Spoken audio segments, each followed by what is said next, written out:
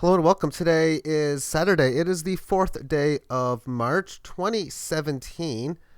And one of the amazing things of many that has kept amazing me about Bitcoin is its free market. And I'm going to define free market as in the top 10, 15, 20 participants in the market are generally small in comparison to the rest of the market. And I think that is the case within such, and the free market would be driving it, as we can see, towards the upside. Several days right now, which has been above this 18 average of highs. We can see that the extension that it has had, it's going to be due for some sort of correction. Let's look at the historical corrections within such, at least since this rally. And the first one is extremely obvious in here. And then after this market, there's a sideways correction amongst here. Market goes up, price correction, and as we stand now within this, there's been a little glimpse of a correction in here. So that's what has come into play. This key level of support and this level of a previous high is going to be the big range in which support should have a good chance for being found, which means probably a good area to put orders, or this is a good buying spot. And that's only if the price comes down towards here, because here's the gamble. Okay, I'm going to wait to buy in this range, which is around 12 and a quarter down to about 1140. Yet I could buy now at 1270, which is a good 3, 4, 5% higher than where I want in. But if this keeps going higher and you want to get back in, well, instead of buying at 1275, it might be 13 or even 14 something. There's part of your risk reward in the decision. Do I buy now or do I wait?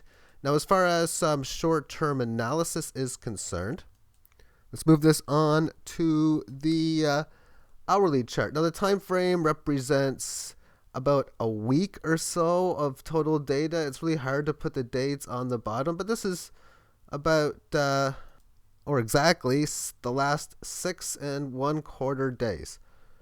Okay, well then, let's take a look at this on the short-term time frame. And written amongst here, 1255 is very key support.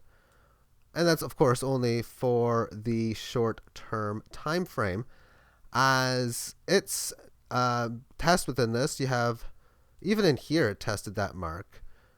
So you have a move here where it makes the resistance area field, comes back to that level, does a little bit of sideways stuff, comes back, has a decent rally, comes back again, and a quick burst towards that point. The more often that you test key levels, the more likely it is that you take it out. How long it could be building this type of range? Well, who knows, but that is, of course, where the current trend of the market happens to be. So breaking the high 1200s up to 1300, it will be looking for a move of another, what could be 150 more basis points along the way, and that's on the break of such. Breaking below here, I think the most logical situation, if it breaks down below the key 1255 number, is a move down towards this area here, maybe a pierce below it. And then if it's going to test this level, it would probably be something like this, and then maybe find its bottom in here. But I think this would be a decent midterm situation where if it comes down here, both bullishly or bearishly, you're going to come to at least here. But I like the chances that if it comes down here, that's where a key bottom would be, thus moving this back to the daily time frame. Well, this number here is, come down towards this point here, which is 1200, it looks like.